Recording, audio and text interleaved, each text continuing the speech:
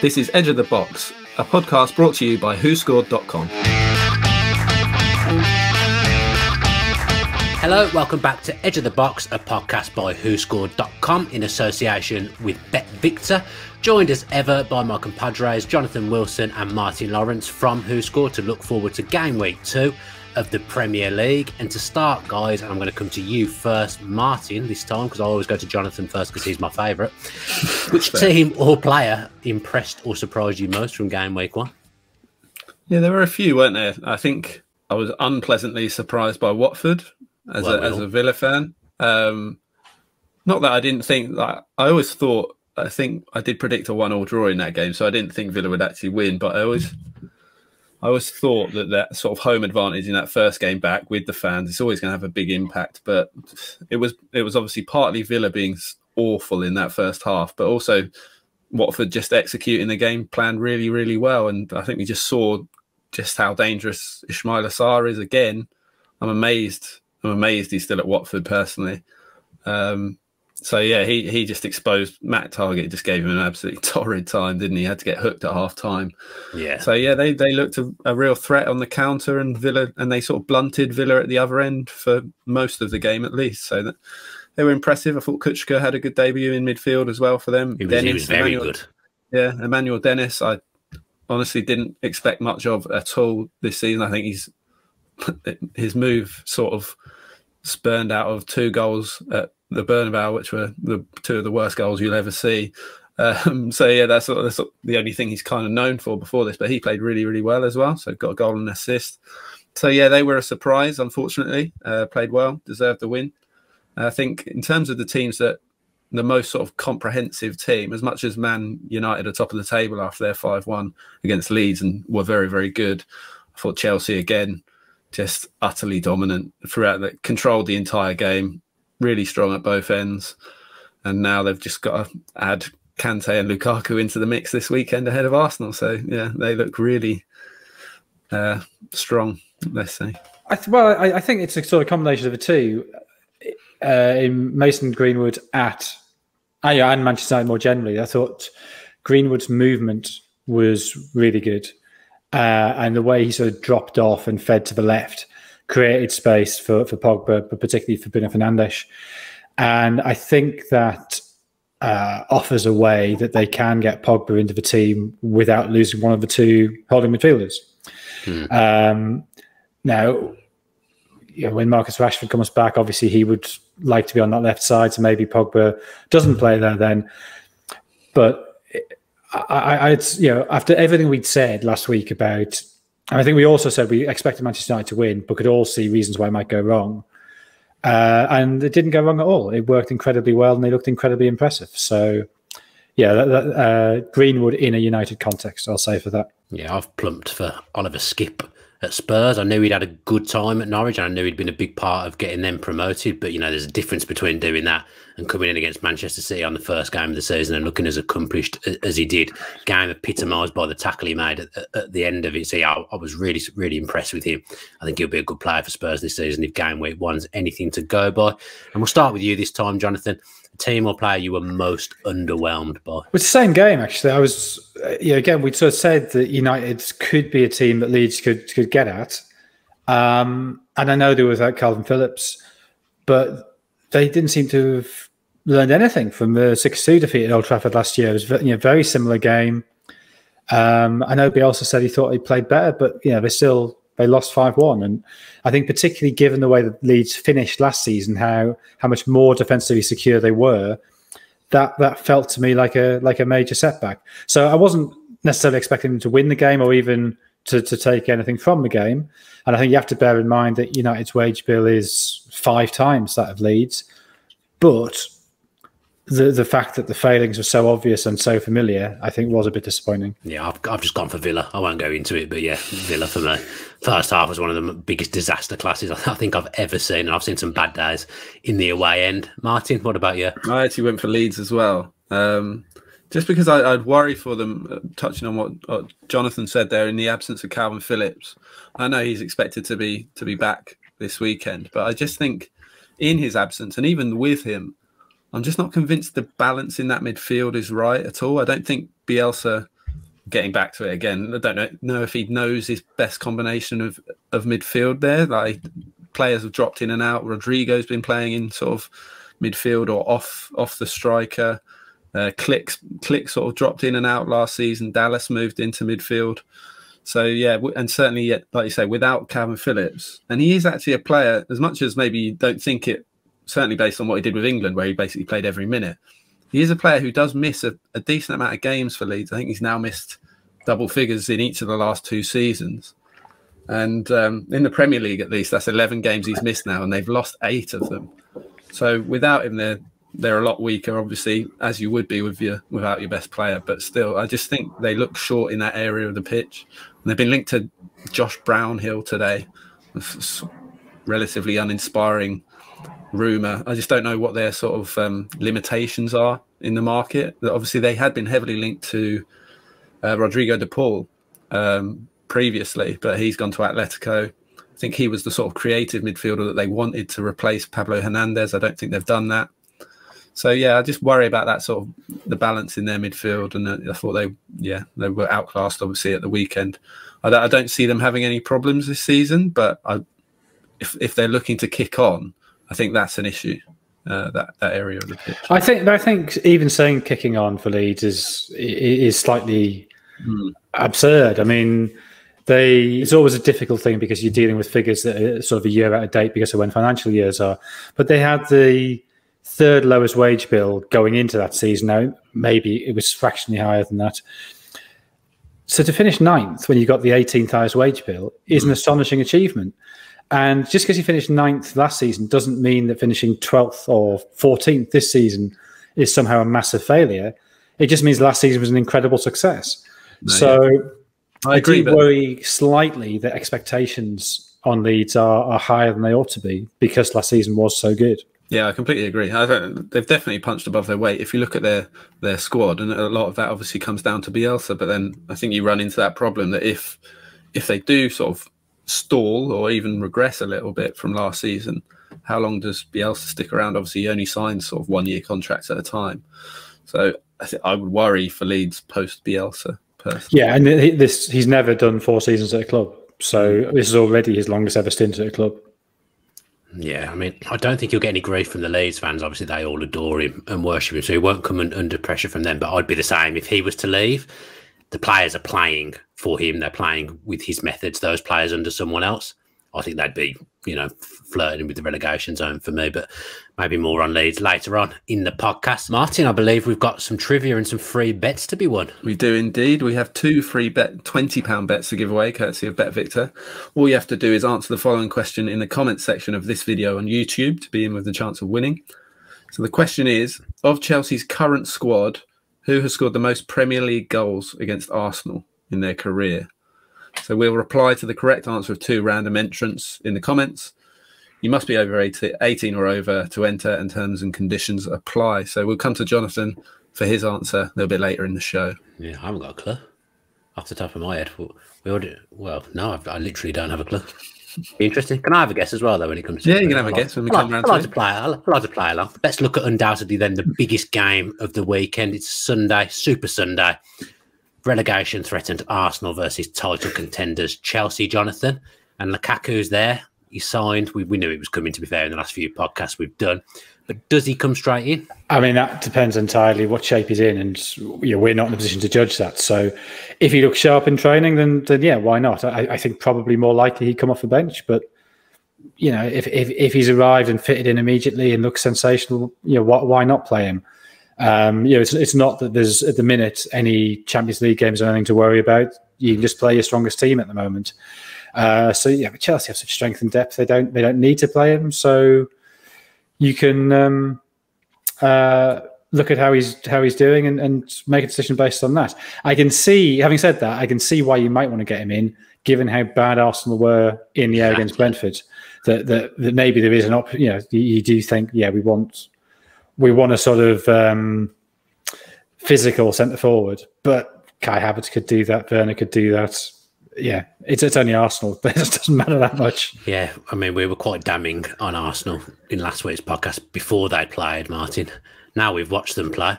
Ideal opposition for Lukaku to play his first game, I would say, and get off the mark. Yeah, but we know Arsenal. It's well within them to just bounce back from a game like that and beat Chelsea. They've got a pretty good record against Chelsea of late, and I think that's part of the reason. No chance. I'm going to say no chance.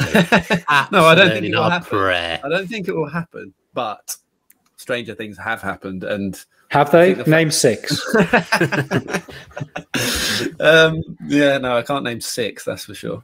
But yeah, I just think personally, I think Lukaku probably will start for the reasons Jonathan just said. It is a derby, and Chelsea do have a bit of needle in this game. In that, like I said, the record isn't great, so they need to.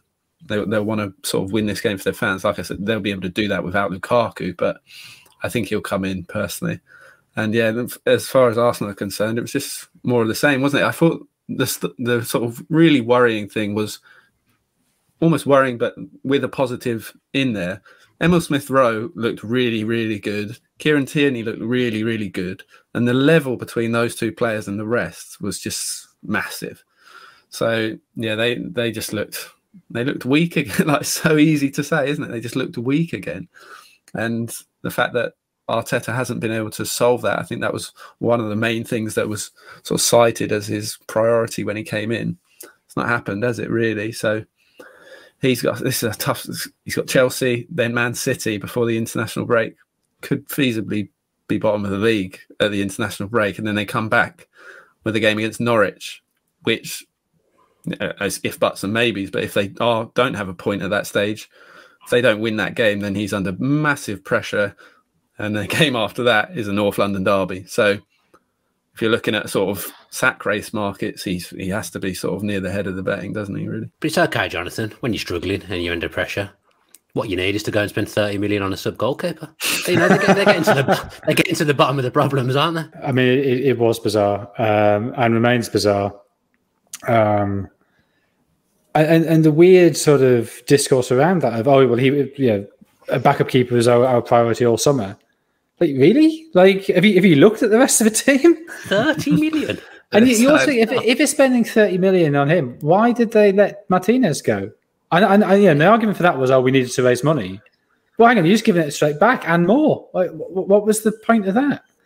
So, yeah, I think there's sort of two separate issues here, and they are obviously related. But one is Arteta and doubts about him, and yes, he'll be under pressure, and he's been in charge for 20 months. I think the 20-month anniversary, if that's a thing, is on Sunday. So he's been in, it'll be his 87th game. So you'd think, well, that's a decent whack of time to get your ideas across and start to impose your methods. But then you look at the chaos everywhere else. So before the signing of Ben White, their 4 biggest signings most expensive signings were Aubameyang, Lacazette, Nicola Pepe, and Ozil, all of whom were at the club at the same time. But they overlapped. But how are those 4 ever going to play together?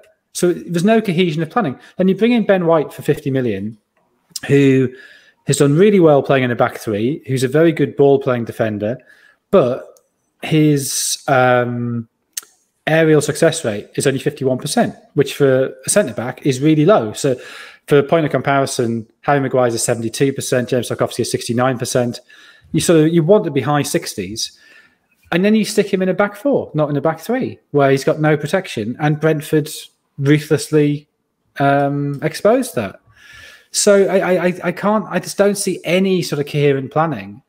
And at the start of the summer, Edu, the sporting director, was saying this will be an unprecedented summer. Well, okay, they brought in 3 players under 23, so at least they're not giving long contracts to 30-odd-year-olds now. But apart from that, how is this group of players meant to play together? What is the ultimate goal?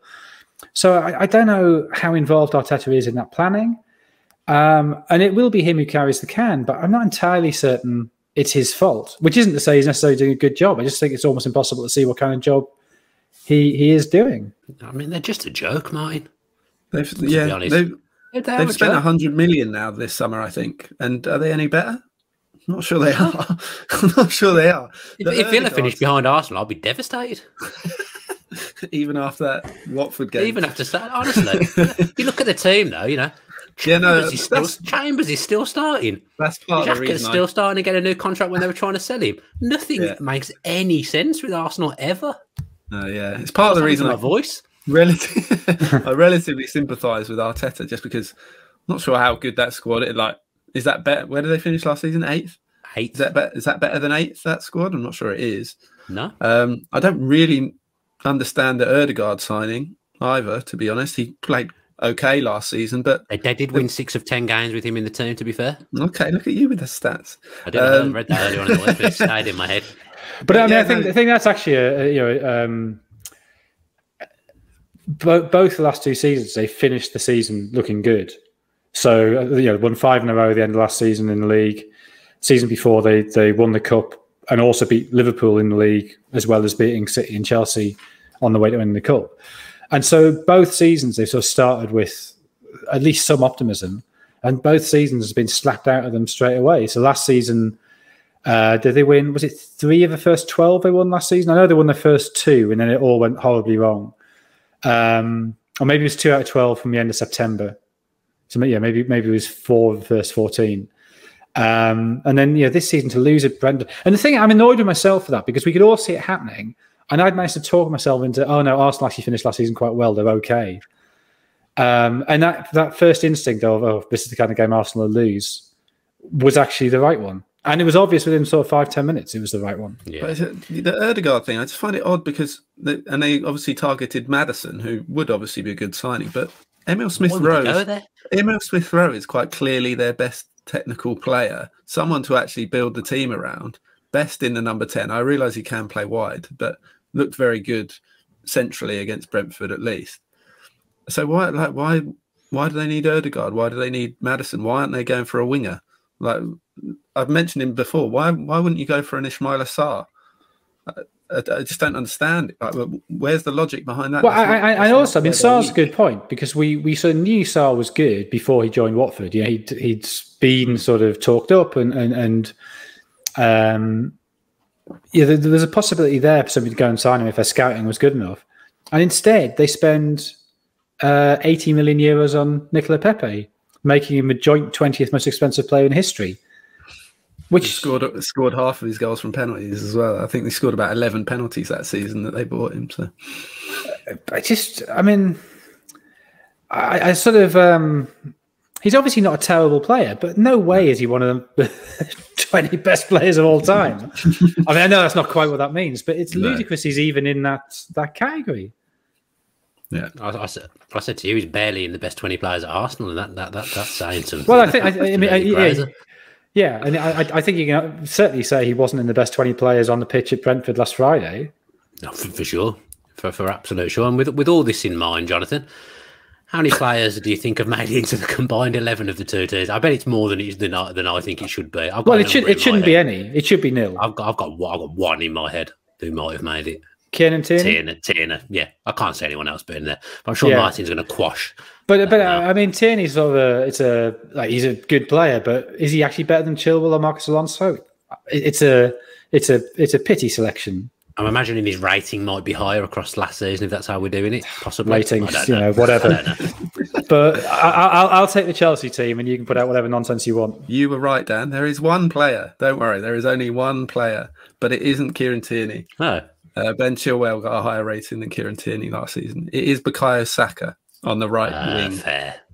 So, it's Mendy in goal, Reece James right back, Silva, Rudiger, Chilwell back 4, Kante, Jorginho, Mount, and then Saka on the right, Lukaku up front, and actually Werner on the left. Werner actually just beats Aubameyang marginally, despite only scoring 6 league goals last season. Didn't have a terrible season, but obviously that just shows. I think that shows how much Aubameyang has fallen as well. I think his sort of role gets overlooked in the fact that he got given a 300 grand a week contract start of last season. A lot was made out of it, and really poor season. I think personally, they just don't learn. I think exactly the same as Ozil. There's I think no he's logic. finished. I really do. Logic. I really do. So yeah, Werner ahead of Aubameyang. So yeah, just Saka from Arsenal. I mean, I vaguely accept that, but yeah, why would you not pick players who are training together every day? Would be my comeback to that. That wouldn't really be conducive to a combined. Like, we'd have to scrap the combined 11, I guess. Fine, I'm sure you wouldn't. Yeah, you wouldn't be opposed to at all. Maybe replace it with a fantasy football section instead. I don't know. Really keen on that. Loves that. And Jonathan, the biggest thing is Chelsea are making themselves title favourites without Billy Gilmour. It's sensational. There you go. There Absolutely is. sensational. Yeah, I noticed on the running order the question coming up of how can Norwich beat Manchester City? 2 words: Billy Gilmour. Exactly. Yeah, let's not spoil that section. Though. I think we have got a bet builder, Martin. As we all agreed, Chelsea to win is the first step of the bet builder. They've won 6 and only lost 1 of 9 away games under Thomas Tuchel this season, if you did need any statistical reasoning beyond the obvious. We do have Lukaku to score any time. I should say, this is sort of counterproductive to this bet, I guess, but his record against Arsenal isn't particularly strong. He's only scored 3 goals against Arsenal, but he has scored on his league debut for 5 of the 6 clubs he's played for. So he scored in his league debut for Anderlecht, West Brom, Everton, Manchester United and Inter. The one club he didn't score on his league debut for was Chelsea. So he's got something to make up for. So Lukaku to score any time. Xhaka to be carded. I think you mentioned, Dan, that's sort of a banker. He's been carded more times than any other player in the Premier League since he joined Arsenal, 45. And then finishing with Kante to be carded. Slightly more of a long shot, but he has been carded more times against Arsenal than any other team that he's faced in his career. He's been carded 4 times against Arsenal. So Chelsea to win, Lukaku to score, Xhaka and Kante to be carded, boosted to 30-1 from 22-1 by Bet Victor. The only one I'm not on board with there is the Kante booking, because is he going to need to even make a tackle against Arsenal? That would be the only one. Well, Smith Rowe did look dangerous, and he did score the winner as well in the last meeting between these sides. So he's the threat, I think. So maybe Kante will have to keep him quiet. These two sides are on different stratospheres now. For me, we've all got score predictions as well. Then, just like last week, Martin, what's the WhoScored prediction? The WhoScored prediction is 2-0 Chelsea. Jonathan? Exactly the same, 2-0 Chelsea. Can I change mine? You can change yours. Am I locked in? Yeah, you can change it. Oh, I better keep it just in case. I've put 2. No, it's not going to happen. I've put 2 on here. I'll just stick with it. But what on earth was I thinking when I put that down? I don't know what was going through in my head. 2-1. I honestly think fans being back is bad news for Arsenal. I think they go a goal down early. The fans' patience is just not there, and probably rightly so. I just think fans being back could cause them a few issues with the atmosphere, but we will see. Let's talk to Sam then from Bet Victor and get his thoughts on Lukaku, Chelsea and some other stuff as well. Right then, Sam, always good to talk to you. How did the punters do, or how did the Bet Victor punters do this weekend? A bit of a mixed bag, but I've got to say, if you played on Saturday, and you probably did quite well looking at our results. Obviously, Friday evening, we saw Arsenal getting beaten. What a cracking start that was to life for Brentford in the Premier League. And, of course, City getting beaten was a bit of a shock by Spurs in that 1-0 win for the North London side. But like I say, Saturday seemed to all go the way of the punters. Just about probably on as even by the end of the weekend. But big well done if you had a winning bet last weekend. And we roll on to week 2 of the Premier League, and it looks a cracker, doesn't it? Yeah, I mean, as usual, I'm not one of the people being congratulated because I didn't get any wins with my stuff this weekend. Arsenal-Chelsea is the big one. That's the one that most punters will be looking at, and Romelu Lukaku has entered the betting arena. What have you guys got going on with him? Well, let's just give a bit of an overview to Lukaku and kick off just by mentioning the Golden Boot. We still have our outright markets there being updated all the time. He's now co-favourite 4-1 with Mo Salah. Obviously, he's had a bit of a head start on him with the fact that he played and scored in the first game of the season. Harry Kane now 9-2. His future still up in the air. Bruno Fernandes, after a brilliant start to the season, is 8-1, and then it's 20-1 bigger the rest. We must just mention the league prices as well before we come on to the Arsenal game. Just to say that Man City now, odds against 6-5 after that opening day loss. Chelsea 7-2, probably the most significant mover. Thomas Tuchel's side certainly caught the eye when they absolutely battered Palace. Liverpool 4-1, Man United 5-1 after their great start against Leeds. But turning to the big game on Sunday, Arsenal v Chelsea. Always a cracker. Always love this game. We've got bet boost galore, including a Lukaku one. We boosted him to 9-1 to score a header against Arsenal's defence. I really would be quite concerned and think that that's going to go in for the punters. More generally in the game itself, Lukaku's going to be naturally. We've already seen a little bit of activity on first goal scorer. He's 3-1 with ourselves for that. First Chelsea goal scorer, he's 11-5. That'd be probably where I'd play because Arsenal may well nick the first goal, but everything's going to go through him. I think he'll be there to tap anything home that he can. We've got goal scorer plus on there if you think he's going to make an early start. So if you think he's going to score before a certain time, before the hour mark is 7-2. So if you want to enhance your price, you can do. Loads on there. Lukaku to score 2 or more, he's 6-1 if you think he's going to get a brace. I don't know how Arsenal fans are going to feel watching this, because if I was one of them, I'm going to be behind the sofa. Just to round off his prices, he's 6-5 anytime goal scorer if you want the security of a 90-minute bet. You'd like to think he'd be likely to play majority of the game. It's going to be a fantastic clash, but I think it's safe to say these days Chelsea are the biggest team in London, and Arsenal really need to restore some pride. I mean, Arsenal fans will know I'll give them a rough ride on this podcast all the way through because I think they're an absolute joke. What are the odds for him for a hat-trick? I fancy that. Honestly, I think Chelsea are going to run riot at the Emirates on Sunday. Sorry. Yeah, I mean, 2 or more, I'm probably in that. Player to score in both halves, he's 11-1. Haven't actually got the hat-trick prices in front of me at the moment, but he'd probably be, I don't think you're going to get a bit more than around 25-1, 20-1. Like, he's not going to be the best price in the world for that, but you're expecting Arsenal to be destroyed. That's quite an interesting angle. We'll have bet builders on site if you want to play the overs, Chelsea goals, that sort of thing. As ever, the VAR specials are in there as well, but, you know, both teams to score. Chelsea to win 29-10 has been popular so far. Arsenal 8-1, I should say, in that market. Everything else is all there. Your correct scores, half-time, full-time, you name it, it's on site. The handicap, if you think Chelsea are going to win by a few, Dan, you might want to play Chelsea -1 at 23-10. Those Arsenal fans, I've got a feeling they may well be booing at full-time if the bookies are right. Yeah, I do not think fans being back is a good thing for Arsenal at all, but it's good to have you back on, Sam. Always a pleasure to talk to you. Have a good day, mate. Yeah, looking forward to the weekend's action as ever. Hope everyone can gamble responsibly and really enjoy the football. It's great to have fans back. And here's to the second week of the Premier League. Next up on the agenda then, Jonathan, I'll come to you first. Manchester City against Norwich. I'd like your thoughts as a neutral on the Jack Grealish debut for Manchester City. That would concern me if I were a City fan. He early on there were some nice signs. He played very advanced, although he was playing in midfield. He was often up alongside Ferran Torres, so at times it was almost a 4-2-4. But he didn't really do anything with the ball. He didn't really seem part of a wider structure. I thought he faded quite badly as the game went on. We sort of, I think it was here that we were talking about how often he gets fouled.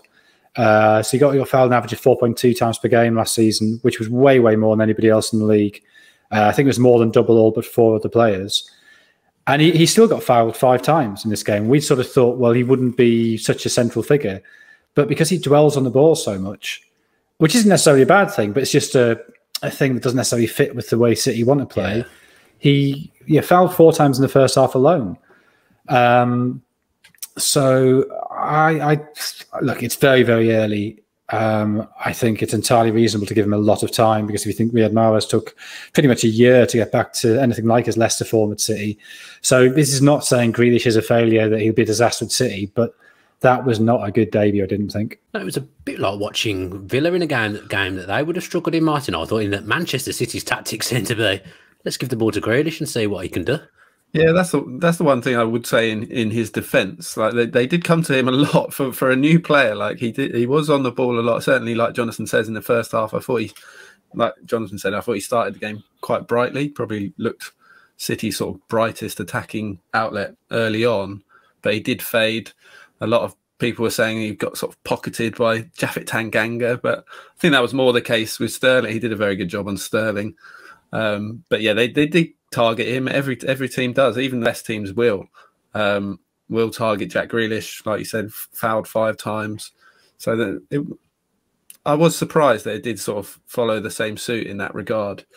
I think it will change a bit when City do have the likes of Foden and De Bruyne available. Like I said, I thought there was a lot of pressure on him, a lot of expectation sort of heightened by the absence of those two players that he is sort of predicted to sort of not clash with, but sort of compete with, I guess.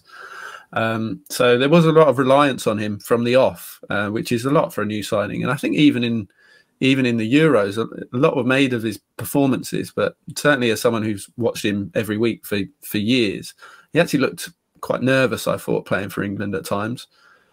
So I expected him to be a bit more nervous or a bit more hesitant at the start of the game, but I thought he started it well. It was just a case of, it faded. But again, he hasn't had a pre-season, so that needs to be taken into account, I guess. So, I give him time.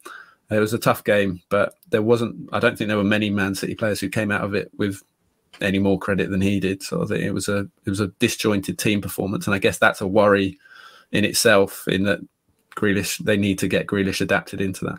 I'd say that's a pretty fair assessment there, Martin. And Jonathan, a lot of times last season, Man City would play without a striker and look very, very good.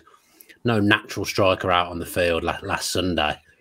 Do they need a striker? Do they need one? Probably not. Would it be a nice thing for them to have? Yeah, absolutely. Because I think what a natural striker gives you a get out that you can. The rhythm might not quite be there, but if you have somebody who will pounce on a half chance, then that means you can win games without having to play particularly well.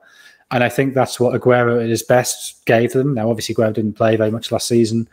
When he did, it was almost sort of as an afterthought. So, no, I don't think they need him. I think it's entirely possible City can win the league without a striker because they did it last year.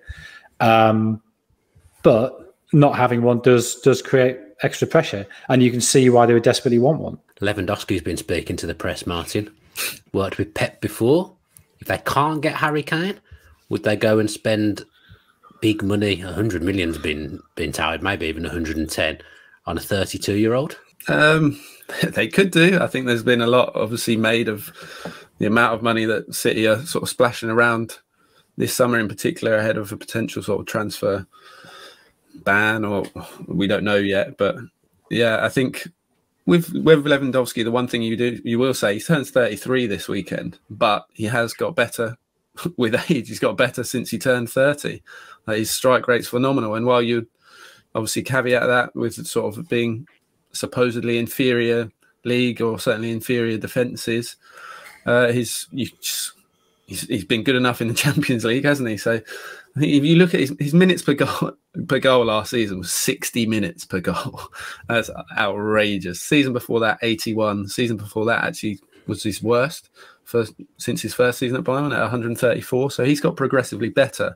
Whereas if you look at Kane over the same time, 142.8 3 seasons ago, 143.9 2 seasons ago, and last season slightly improved at 134.2. But he's sort of stayed at a relatively similar rate, whereas Lewandowski has got better. So maybe that does sort of counteract the age issue between the two. Obviously, Kane is still going to be a sort of higher price, and rightly so. But I could see them doing it if they can't twist Levy's arm. Then if there's an opportunity there, then I think they might not panic, but depending on this result or the performances over the next 2 games, obviously haven't scored in the 2 games so far. So we'll see. I could see it happening personally. I'd be very surprised if it happened. Yeah, would Bayern sell him? I think for 110 million, absolutely would. Yeah, they'd have to at that age. I think the timing of this is interesting. I mean, was there any suggestion before that Lewandowski wanted to go, or is it that City performance, or City losing the last 3 games 1-0? They suddenly think, actually, we probably do need a striker. Let's put some pressure on Levy by pretending we're after somebody else. That's what this feels like to me, rather than necessarily kind of desperately wanting him. Certainly for that price. I could see if I could get him for like 50 or 60 million, it'd be worth it. But 110 million for somebody who turns 33 at the weekend, even somebody who is as phenomenally fit as Lewandowski, I'd be amazed. When they've been so cautious, from 2008, City's spending, although it's been significant, more than significant, has been very, very prudent. They haven't, and until this summer, they hadn't gone above 60 million. For them suddenly to go 110 million, 100 million on a 33-year-old, I just can't see them changing tack quite like that. I mean, I don't know whether he's come out. Does he fancy a new contract? I wouldn't be able to tell you exactly how long's left on his contract. I think there definitely was, sort of 2 or 3 years ago, there was a sense he was a bit bored of Germany. He wanted to try La Liga.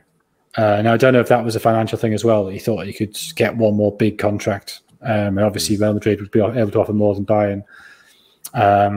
So I don't know if he does sort of feel that he has one last new challenge in him. Because Bayern have won 9 in a row in the Bundesliga.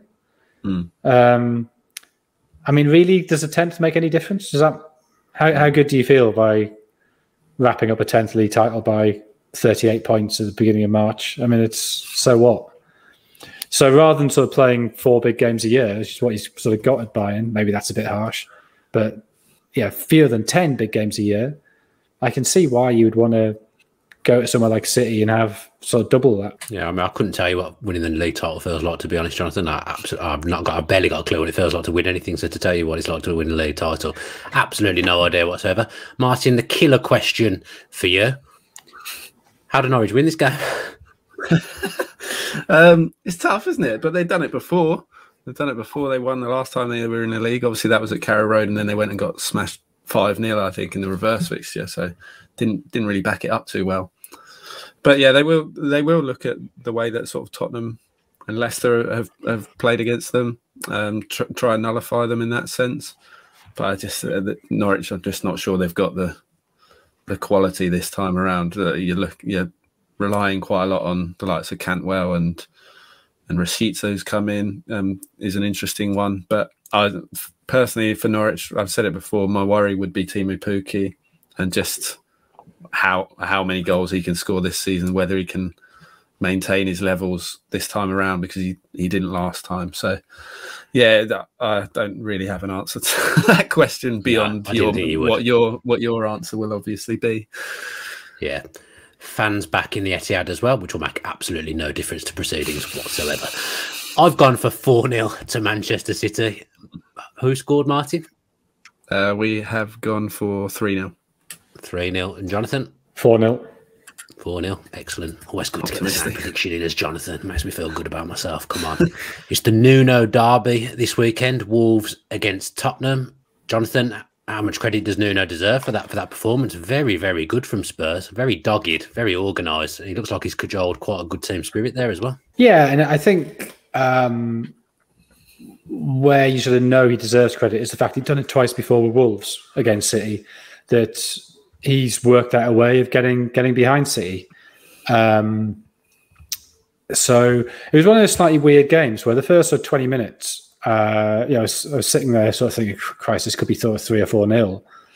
And then once that initial storm had blown out, I very quickly flipped to, I think Tottenham might nick this. And as soon as they'd scored, the game sort of fell over. I didn't really sort of see City. Maybe when De Bruyne came on, the first kind of couple of minutes after he came off the bench, which is about 10 minutes to go, there was a little sense that City could get something. But actually, Tottenham held them for the last 70 minutes of the game, Tottenham held them at arm's length very, very effectively. And on the break, I thought Lucas Moura and Bergwijn, particularly, and Son, obviously, were all exceptional. Now, the criticism of Nuno when he was at Wolves was they didn't necessarily do that against lesser sides. And that, I guess, is now what he has to prove. He has to do it against Wolves, against a team that are unlikely to be higher than mid-table, if that. Can they play a more proactive, constructive game as well? And I think that, if you look at Tottenham's midfield, I think that's potentially a problem. Yeah, I think a fair assumption. But that front three, Martin, very, very good. To be honest, I didn't know what Steven Bergwijn did before, like last season. I really struggled with him.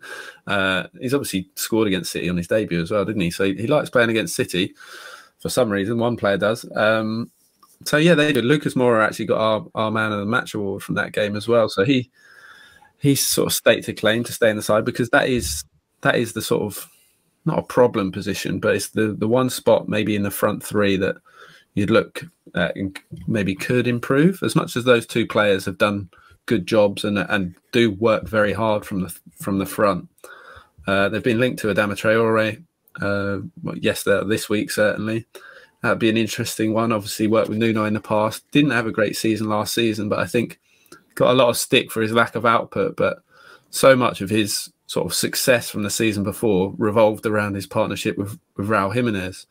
So without him, he just didn't have an out ball. Really, didn't really have a target man to hit in the box, because a lot of their sort of combination, they were the best goal combination in the league that season between the two of them, and a lot of it was Adama crosses into Jimenez, and they didn't have that target. And it's a big if Harry Kane were to stay, then I think that could work quite nicely. I think Adama Traore's he's one of those players who's sort of overrated and underrated at the same time. I don't know which one he is.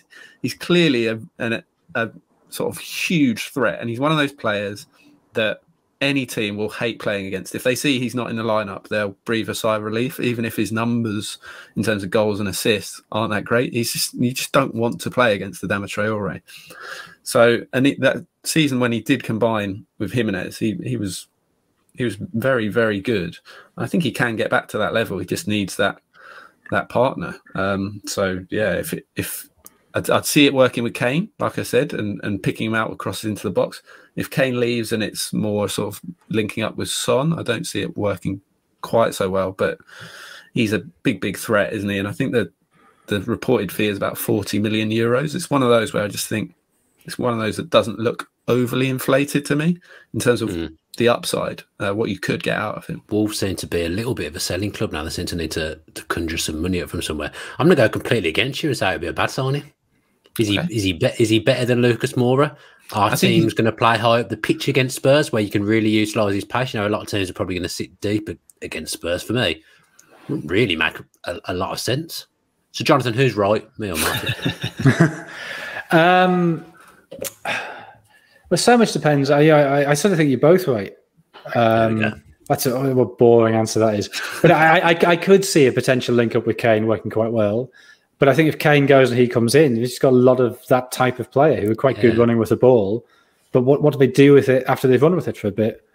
I certainly don't think that position is a priority when they've got the number of players they've got who can play in that role. If you think of the players they've got who play as wide forwards, okay, in a slightly different ways, the fact that Son can do it, Bergwijn can do it, Lucas Moura can do it, Dele Alli can do it. It just doesn't really see. I don't know why they. I mean, even Lo Celso could play as a wide forward if you needed him to. It just doesn't seem to be where they need to strengthen. No, I'd agree with that. I get that it's difficult to disagree with mine. The guy pays the wages. It's difficult. You're never going to come on air and disagree. What's your score prediction then, Jonathan? 1-1. Oh, God. Same as me again. What's going on? I've gone 1-1 as well. Martin? Yeah, you're in big trouble. We've gone for 1-0 to Tottenham. Okay. Interesting. Let's look at the trivia reveal then and a recap of last week's predictions. I'm interested by this. Let's go do the trivia first then, Martin. Or Jonathan, have you got an answer? So the question is, which member of the current Chelsea squad has scored most often against Arsenal? In the Premier League. In the Premier League. Yeah. Is this most goals, yeah? Not most games. Because, I mean, if it were Lukaku, it would be a boring answer. And you said earlier that he'd only scored 3. So you then, I mean, it can't be Havertz or Timo Werner or Mason Mount because they're all too new. Likewise, Pulisic and Ziyech. So then it can't be Kante because he never scores. Jorginho penalties is possible, but surely he doesn't score enough. Do they haven't got Giroud before Giroud went, I would imagine. Do they have any centre backs who've scored often enough? It seems, Rudiger surely hasn't been there long enough. Thiago Silva hasn't been there long enough. Marcus Alonso, I definitely remember him scoring against Arsenal, but has he scored 4? Doesn't seem plausible. Likewise, Azpilicueta. It's tough. This is a tough question. I mean, I can reveal that you have said him. Oh, okay. I was about to start going through Chelsea loan players. I thought Jonathan was going to start listing, remembering whether the goalkeepers had scored because there's no one else left. People like Batshuayi, have they sort of done it on loan in places? I'm going to guess at Azpilicueta. I'm going to go Jorginho. Both wrong, I'm afraid. Oh. You were. I sense that you were close, and you'll kick yourself, Jonathan. It was Marcos Alonso. Oh, you're joking? Yeah, he went the wrong. He went the wrong side, wrong wing back. Yeah. So how many has he scored? He's got 3. Lukaku has only got 2 in the league. He got 3 in total, but only. Oh, you threw us earlier with that. Threw us with that earlier. You mentioned competitions earlier when you said that. Tough one. I did say in the league. So yeah, three goals in the league for Alonso. He's actually scored in 3 of his last 5 appearances against Arsenal. So obviously scored at the weekend as well. You'd expect him to maybe keep his place off the back of that. So we do have a little bet boost as well. Timely one for Alonso to score any time, boosted to 6-1. So yeah, he scored in 3 of his last 5 against Arsenal. If you look at Arsenal's sort of weak side, certainly defensively, you'd probably highlight that right side, wouldn't you? So yeah, might be an outside bet. Quite like the sound of that one. And run us through a recap of last week's predictions then. How's the league table for our predictions shaping up after week 1? Do either of you have predictions on how you predicted, on where you rank? What do you mean? I don't know if either of you have taken the time to look at what you did. I had a brief look. I didn't do very well. I got Chelsea Palace bang on, I think. I can't remember anything else. So it did come down to correct scores. And Jonathan actually got 2 correct scores. So he got Liverpool 3-0 as well. Liverpool 3-0 and Chelsea 3-0. So he does lead. Come on! Yeah. What a great competition. So he's got 9 points. So he got 5 outcomes right, but obviously with the 2 correct scores. WhoScored is on 6 points, 6 outcomes right. So they did actually get the most outcomes, but not any correct scores. And Dan 5 points. So you're not out of the running at all. That's to say, 965, is that right? 965, that's correct. So with that in mind, then let's get our predictions and do the just a minute section. Jonathan, you can go. Sorry, first. I've been distracted because the neighbour's cat is looking very plaintively through the window. I can't work out what it wants, but sorry. Let me get my predictions. Liverpool, I think, are interesting this season because there's 3 teams who are ahead of all the rest economically, and they are that sort of 4th team who can cling on because they've still got the bulk of the side that won the title 2 years ago. The question is, have they gone a bit stale without much transfer activity over the last couple of summers? Robertson's definitely out. Thiago and Henderson could be back. Won very impressively against Norwich last week. Again, a game you'd expect them to win this week against Burnley, although they did lose at Anfield against Burnley last year. They beat them 3-0 at Turf Moor towards the end of the season when their form picked up again. Burnley have now, if you go into last season, they've lost 8 of the last 10 league games, which I think is a worry. And again, like last summer, very little transfer activity. I think sort of a sense of gloom there. A bit unlucky maybe to lose to Brighton, where they were dominant in the air in the first half. So this is a real test of Virgil van Dijk and just how fit he is and his physical capacities. But Liverpool to win 3-0 because they're much, much better. I've gone the same as you again. I've gone for 3-0. Martin, who scored? We've actually a clean sweep, 3-0. There we go. Liverpool against Burnley. I was desperately trying to think of a captain for the whole way through Jonathan's talk, and that was the best I could come up with in that time, and it wasn't very good. Martin, Villa against Newcastle. Oh, God. Okay. After a woeful first half showing against Watford, Dean Smith will surely ring the changes for the visit of Newcastle. He has Douglas Luiz back available following his participation at the Olympics, while Leon Bailey made an impact from the bench last weekend and should come into the 11. Matt Targett was given a torrid time by Ismail Assar and was hooked at half-time, so Ashley Young could start at left-back. As for the visitors, Joe Willock is available for his first Newcastle appearance since making his move from Arsenal permanent. His remarkable scoring streak of 7 matches at the end of last season was enough to match the best records that the likes of Thierry Henry and Newcastle legend Alan Shearer managed during their Premier League careers. Alan St Maximin will look to emulate Sarr's success against Villa last week and completed 10 dribbles in a lively showing against West Ham. The Magpies have scored just 1 goal across their last 5 visits to Villa Park in the top flight, but Villa's defence will need to be much improved to keep them out this weekend. That said, the hosts will be favourites, with the last away win between these sides coming back in 2013. I have gone for 2-1 Aston Villa. And I have gone for 2-0 to Aston Villa. Jonathan? Palace v Brentford? No prediction? Oh, prediction, sorry. What was the game? Thrown you. Absolutely thrown you. Villa v Newcastle. 2-1 Villa, sorry. 2-1 to Villa. And yes, you now have the honour of talking about Crystal Palace against Brentford. Brentford obviously got their Premier League campaign off to a brilliant start last Friday. But I think in a sense, games at home against biggish teams, particularly those who are wobbling, they're the easy ones. They're the ones where everybody's up for it and where there's almost nothing to lose. If Brentford had lost that game, nobody would have been particularly surprised. So it's games like this away at Palace that can be awkward, and this is what will determine where Brentford finish.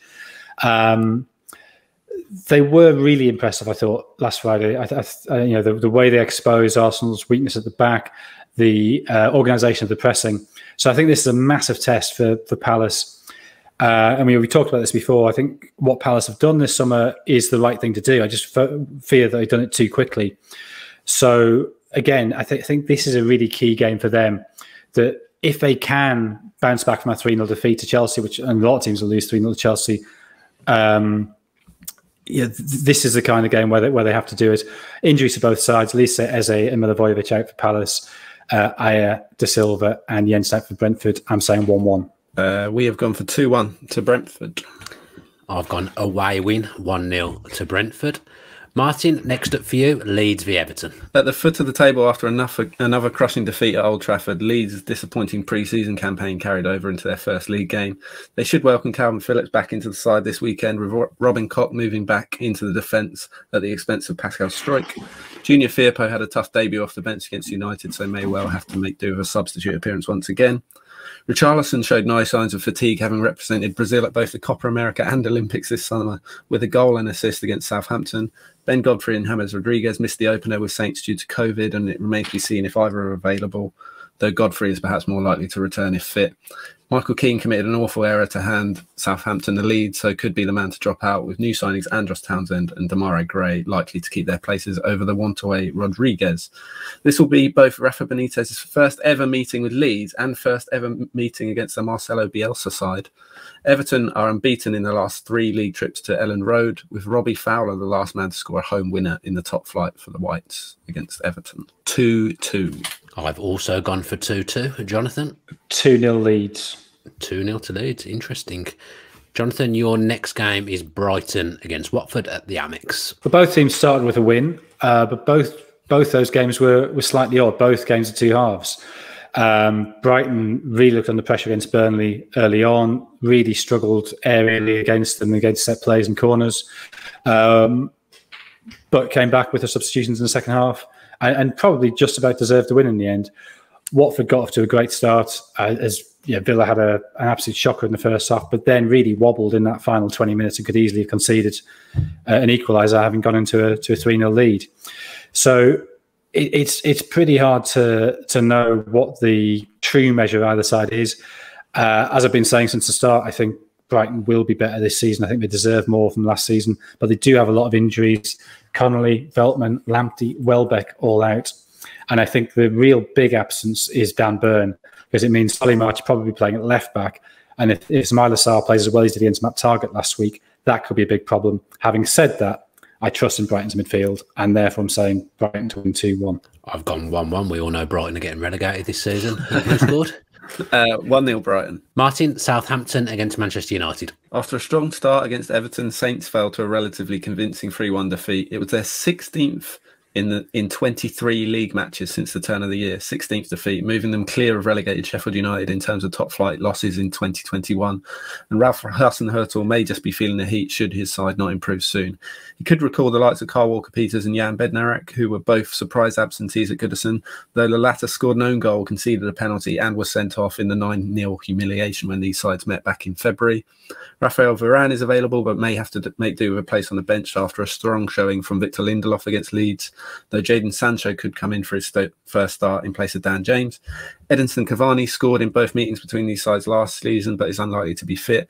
So too did Bruno Fernandes, a hat-trick hero last weekend. He mustered 12 shots in 2 meetings against Southampton last season and will be more confident than ever.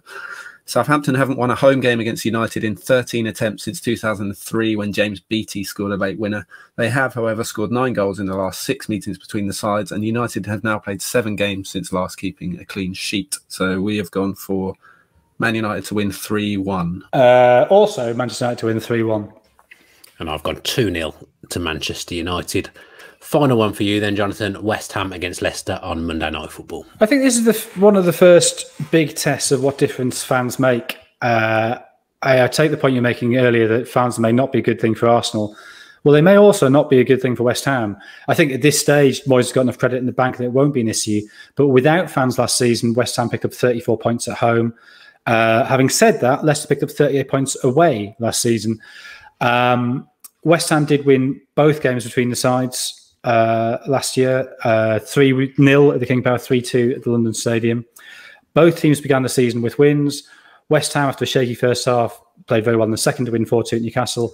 Leicester, I thought, were more impressive in beating Wolves 1-0 than the scoreline may suggest. I think they've been very good at the back, Leicester, this season, despite a lot of defensive absences. They're still without Evans, Castagna, Bertrand, Maddison, Justin, Fofana and Mendy. So with West Ham only without Masuaku, that should be an advantage for West Ham. But I just think Leicester are a better side and West Ham eventually will get found out. So I'm saying 2-1 to Leicester. Yeah, Leicester just full of injuries. I feel like for the last 12 months, all they've done is have loads of players on the treatment table. Saying that, I've gone for them to win 2-0. Martin? We've gone for 2-2.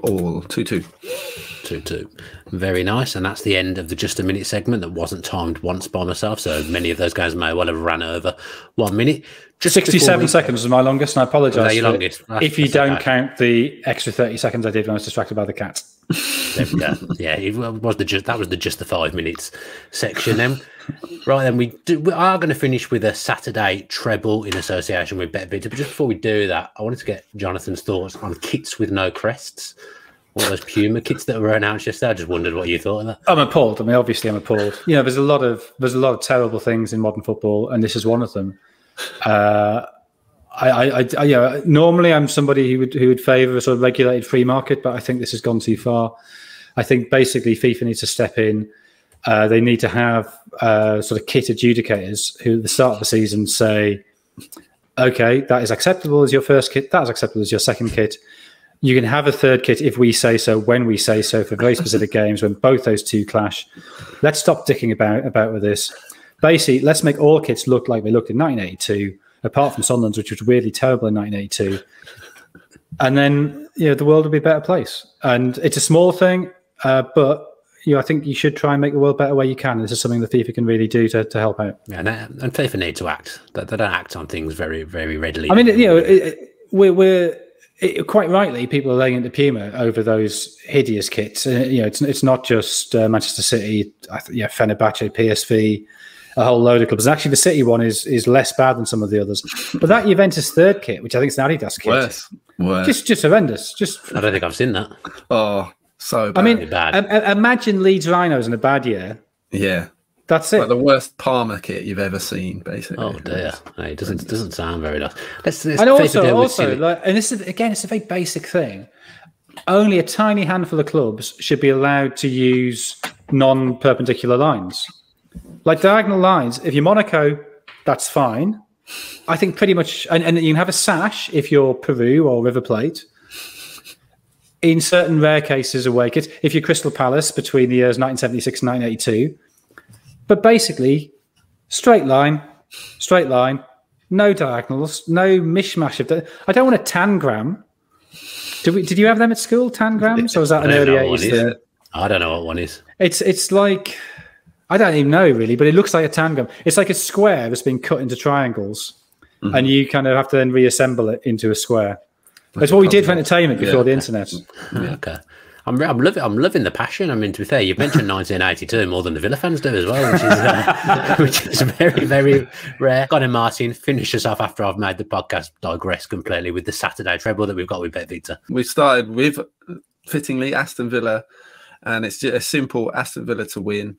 I just think their first game in front at Villa Park, in a packed Villa Park, they need a massive response from that Watford game. Certainly need to start the game very well. As I mentioned before, Newcastle have only scored 1 goal in the last 5 visits to Villa Park in the Premier League. So yeah, I do think Villa will win. As much as I don't like to bet on my own team usually, we've kicked it off with Villa to win. That's Martin safely ruining my trip to Villa Park on Saturday. Jonathan, what did you go for? I think City will beat Norwich pretty comfortably. So I've gone City minus 2.5. I ummed and ahed about going to 3.5, but minus 2.5 I think is not, it's not quite even, but it's not far off, and I don't want to get greedy. I think that'll do. And I've gone for Rafinha to score for Leeds against Everton. My stats guy told me as well that he did actually score in both the home and the away tie last season as well, but my bet wasn't based on any knowledge of that at all. I just fancied him to score. So the original price was 21 to 2, or 10.5 basically. So that's been boosted to 13 to 1. So quite a nice little boost. I do like that price. Saturday, I think that's a Saturday 3 o'clock treble as well. So all knocked out at once. I like those bets. So yeah, I'll be on that one. 13 to 1. Obviously, gamble responsibly. Yeah. But yeah, you can find the links to all our bets in the description for the video as usual, and we will post them on social media as well. So that does us for this week's edition of the Edge of the Box podcast in association with Bet Victor. Thanks ever so much for tuning in. If you are enjoying these podcasts, then don't forget to tell all your friends about it. And if you could subscribe with your post notifications on, that would really, really help the channel grow. Don't forget to get involved in the competition to win a free £20 bet as well. Have a great weekend. Cheers.